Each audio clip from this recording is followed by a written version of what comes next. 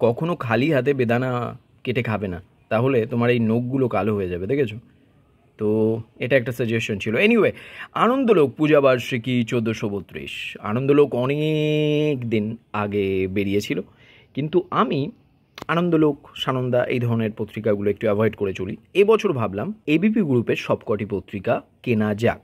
তো একদম শেষে গিয়ে আমি ডিসাইড করলাম আনন্দলোক কিনে ফেলি। পূজাবার্ষিকী 1432, স্পাইনটা এরকম 300 টাকা মূল্য করা হয়েছে। এবছরের এবিপি গ্রুপের প্রত্যেকটি পত্রিকার মূল্যই 300 টাকা। তো এইভাবে কিন্তু তোমরা পত্রিকাটি পাচ্ছ।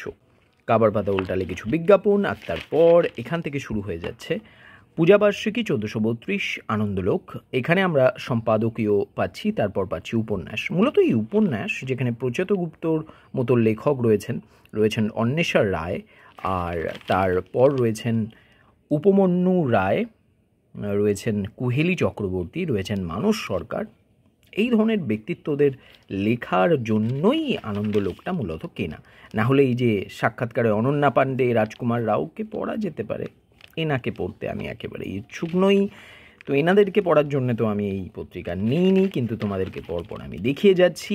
এই আমার ফেভারিট একজন অ্যাক্টর পঙ্কজ ত্রিপাঠী। তো সবাই একেবারেই যে খারাপ হন অ্যাক্টিংয়ে তা নয়। তো যাই হোক, এখানে পরপর তোমরা দেখে নাও যে ব্যাপার স্যাপার কী, মানে গল্প নয়, ওয়েব দুনিয়া এসব রয়েছে, ট্রেন্ডিং গানের দুনিয়া। এই হচ্ছে দুই বিখ্যাত সঙ্গীত শিল্পী। Wow, great. ছোট পর্দার তারা, মনের কথা মৌসুমী সমীরণে, মৌসুমী চট্টোপাধ্যায়, শতাব্দী সমীপে। তো এই সব রয়েছে, আমি পরপর দেখিয়ে যাচ্ছি। দেবজিৎ রয়েছে, সবাই রয়েছে, দেখে নাও। এদেরকে নিয়েই মূলত এই তৈরি হয়। প্রচ্ছদ দেখলেই বোঝা যায় যে অ্যাকচুয়ালি এর মধ্যে কী রয়েছে। তো উপন্যাসগুলোর জন্যই কেনা, এখানেই শেষ হয়ে যাচ্ছে, ভাগ্যিস শেষ হয়ে গেল। আচ্ছা, তো এই 300 টাকা মূল্যের পত্রিকা দেখতে পাচ্ছ, আর এবিপি গ্রুপের পত্রিকার মানে যে কোয়ালিটি, সে নিয়ে তো কোনো কথাই হবে না। Most of the pages are glossy. তো চটপট দেখে নেওয়া যাক এই উপন্যাসের গল্প, উপন্যাস, প্রবন্ধ ইত্যাদি। তো প্রবন্ধ নেই, রয়েছে ফিচার, তাও অ্যাক্টর অ্যাক্ট্রেসদের ওপর। এই দেখতে পাচ্ছ সম্পাদকীয়টা মন দিয়ে পড়ে নাও, ঠিক আছে? আমি কিন্তু পরে গিয়ে ধরবো, প্রশ্ন করবো এর থেকে, ঠিক আছে? চলো, দেখো একটা হাসির লেখা তোমরা এখানে দেখতে পাবে। এই হাসির লেখা হচ্ছে কি, বাবার জন্য ইন্ডাস্ট্রিতে আমি পরিচিতি পেয়েছি, কিন্তু কোনো কাজ পাইনি।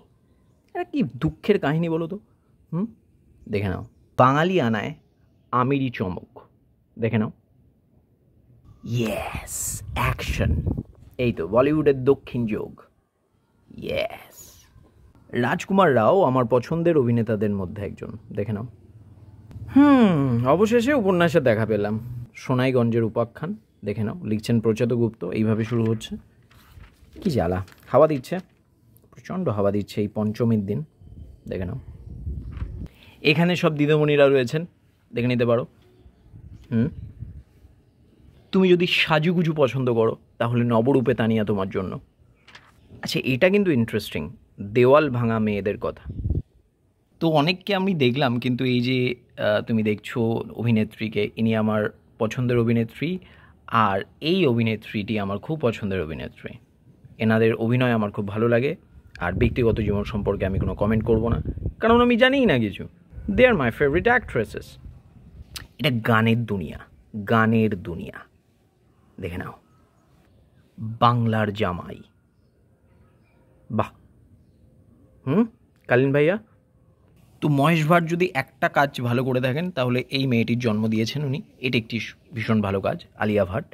না হলে এরকম একটা অভিনেত্রী আমরা পেতাম না, ঠিক? এই হচ্ছে গল্প নয় বিষয়টি। এবার তোমাদেরকে উপন্যাস নাম্বার 2 দেখাচ্ছি। উপন্যাস নম্বর 2, পুষ্পবতী, অন্বেষা রায় লিখছেন এটি। তো উপন্যাসের নামে উপন্যাসিকা বা বড় গল্প চিপকে দেওয়ার কাজ একদমই এবিপি গ্রুপ করে না, এর জন্যই এদেরকে ভালো লাগে। যেমন কথা তেমন কাজ। আচ্ছা, হে নায়ক হে প্রিয়, দেখতে পাচ্ছ এই লোকটার বয়স বাড়ছে না, একদম বাড়ছে না। আর আমরা বুড়ো হয়ে যাচ্ছি, মরে যাবো একদিন, কিন্তু বুম্বাদার বয়স একটুও বাড়বে না। ইনি হচ্ছেন আমার পছন্দের আর একজন অ্যাক্টর। না, ইনি নন, ইনি। আর নক্ষত্র দেখবে, নক্ষত্র, এই দেখো নক্ষত্র, এই দেখো নক্ষত্র, আর একজন নক্ষত্র জল জল করছে একের পর এক।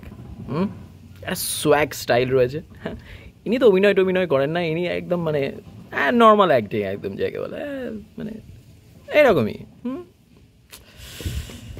এনার জন্যই বাংলা ইন্ডাস্ট্রি, এনার এইসব মানুষদের জন্য বাংলা ইন্ডাস্ট্রি এখনও বেঁচে আছে, না হলে যে আবল তাবল চলছে চারিদিকে কবেই বন্ধ হয়ে যেত। পাগলা খাবি কি, এসব কি মানে না এসব দেখবো না আমি। আচ্ছা, এটি মৌসুমী সমীরণে মৌসুমী চট্টোপাধ্যায়ের ওপরে লেখা একটা ফিচার মতো, মনের কথা। যদিও ভিডিওটি সকালে করছি, কিন্তু উপন্যাসের নাম এখন রাত অনেক।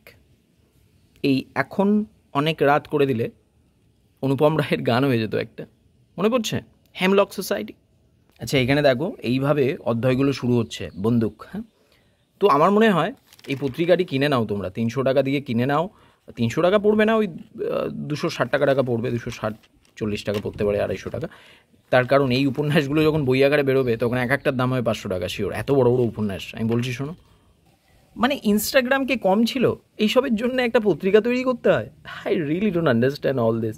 এনিওয়েজ, একই লাবণ্যে এইটার জন্য নাকি আমি পত্রিকাটা কিনেছি। না, এটার জন্য কিনিনি, উপন্যাসের জন্য কিনেছি, বললাম তো আগে। বসার ঘরে শতাব্দী সমীপে, দেখে নাও। মেঘলা দিনের ময়ূরীরা, কোহেলি চক্রবর্তী লিখছেন এই উপন্যাসটি, পড়ে নাও। সত্যি খুব বড় বড় উপন্যাস, বিশ্বাস করো। 4 নম্বর উপন্যাস এটি। আচ্ছা, এই বিষয়গুলো দেখে কারা? শাহরুখ খান, আমির খান, সালমান খান, এটা মানে এইগুলো দেখে কারা? যাই হোক, আমি দেখছি। I am the স্টুপিডেস্ট।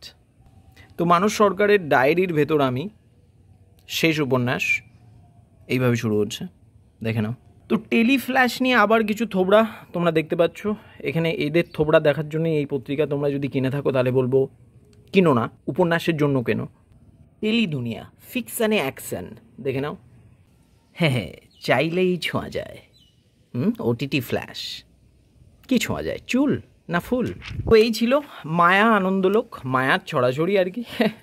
554টি পৃষ্ঠা রয়েছে, তার মধ্যে হাজারো ন্যাকামো সব মিলিয়ে ছিল এই পত্রিকা। বেশ ভারী পত্রিকা, তার কারণ পেজগুলো গ্লসি। 300 পাতার এই পত্রিকার উপন্যাসগুলোই একমাত্র তোমাকে দেখতে হবে। উপন্যাসের জন্য পত্রিকাটি কিনে নাও। 5টি উপন্যাস আছে, ঝকঝকে তকতকে উপন্যাস।